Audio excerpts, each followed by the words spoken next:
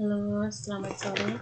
Perkenalkan, nama lengkap saya Fatima Molof, NIM 22010816 dari kelas Eko 1A, mata kuliah Pengantar Ilmu Pendidikan dari Fakultas Keguruan dan Ilmu Pendidikan Universitas Nusa Cendana Kupang. Baik, dalam pembuatan video ini untuk memenuhi nilai ujian akhir semester. Baik, di sini saya akan membawakan materi tentang permasalahan pendidikan yang terjadi di Kota Kupang. Sebelum kita mengetahui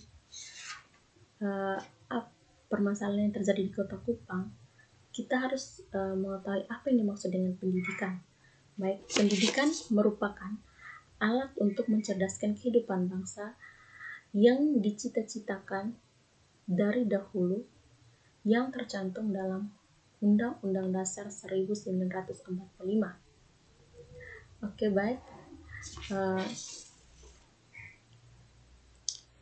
Menurut Ahmad 1993, mutu pendidikan di sekolah dapat diartikan sebagai kemampuan sekolah dalam pengelolaan secara operasional dan efisien terhadap komponen-komponen yang berkaitan dengan sekolah, sehingga komponen menghasilkan nilai tambah terhadap komponen tersebut menurut norma atau standar yang berlaku.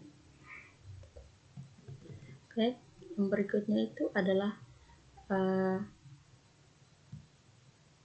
permasalahan pendidikan yang terjadi di Nusa Tenggara Timur atau di Kota Kupang.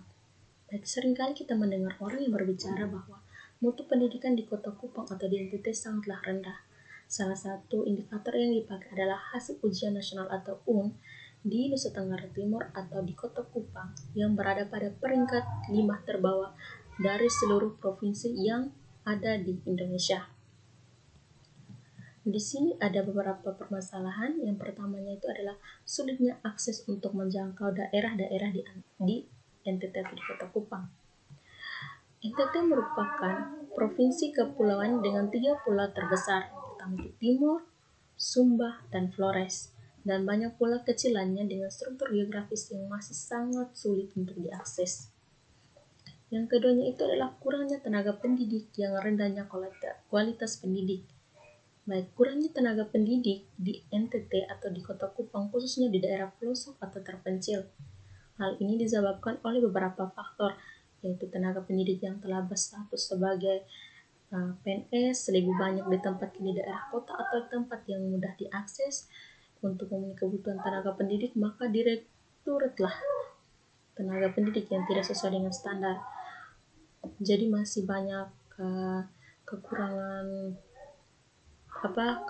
para pendidik atau tenaga pendidik yang berada di daerah-daerah terpencil. Yang berikutnya itu berdasarkan data Dinas Pendidikan Provinsi NTT atau Nusa Tenggara Timur, ada 80,37% atau setara dengan 41.395 guru di Kota Kupang. Bukan sarjana dari total sekitar 50.000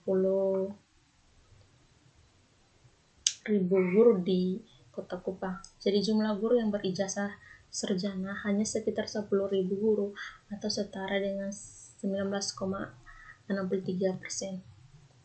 Ya, baik, yang berikutnya itu adalah kurangnya sarana dan prasarana belajar. Sulitnya akses untuk menjangkau daerah-daerah yang terpencil juga menyebabkan kurangnya fasilitas sarana dan prasarana. Sarana peningkatan mutu seperti perpustakaan juga masih sangat terbatas, di mana ada 4.024 sekolah dasar di Kota Kupang, hanya di NTT hanya 344 SD yang memiliki perpustakaan.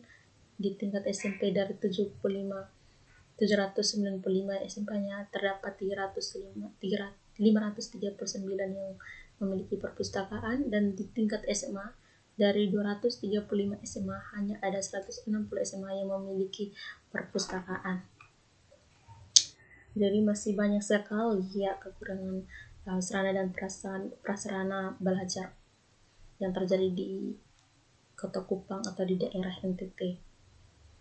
Masih seperti masih kekurangan buku-buku paket, masih kekurangan uh, uh, komputer, atau masih kekurangan pokoknya banyak lah. Ada yang masih atapnya itu masih menggunakan alang-alang, atau lantainya itu belum dipasang keramik, atau atapnya masih bolong-bolong. Terus tenaga pendidiknya juga masih kurang, ya banyak sekali. Yang berikutnya itu adalah kurangnya relevannya kurikulum yang digunakan tidak sesuai dengan keadaan dan kebutuhan siswa yang ada, khususnya daerah-daerah pelosok. Ya, kalau di daerah pelosok sih masih kekurangan sekali ya. Contoh seperti fasilitasnya belum lengkap, jaringannya masih error atau tidak bisa dijangkau, bisa diakses. Terus masih banyak sekali kekurangan tenaga pendidik kalau yang berada di daerah-daerah pelosok. Terus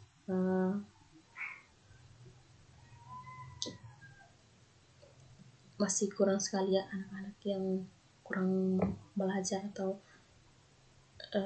belum bisa membaca, masih banyak sekali. Yang kelima itu adalah kurang pedulinya pihak orang tua. Orang tua yang berada di daerah pedesaan belum memahami pentingnya pendidikan bagi anak mereka. Banyak orang tua yang membatasi anaknya untuk bersekolah karena bagi orang tua yang terpenting adalah mencari nafkah. Nah, di sini seharusnya orang tua itu mendorong atau memberikan motivasi kepada anaknya supaya bisa melanjutkan sekolah. Tetapi ini tidak, justru orang tua itu membatalkan anaknya untuk bersekolah dan lebih memilih untuk mencari nafkah. Ya, alasannya karena apa? Ya karena mungkin orang tua melihat dalam keadaan yang ada di perkampungan, fasilitas di sekolahnya itu masih kurang. Jadi orang tua berpikir bahwa ya percuma kalau sekolah yang ada kan buang-buang uang, lebih baik mencari nafkah untuk membantu orang tua. Itulah yang dipikirkan oleh orang tua saat ini. Oke, baik, sekian dari saya. Sekian dari hasil materi yang saya bawakan hari ini. Mohon maaf jika ada kesalahan atau kurangnya, masih ada banyak sekali kekurangan yang saya berikan pada hari ini. Sekian dari saya. Terima kasih. Selamat sore.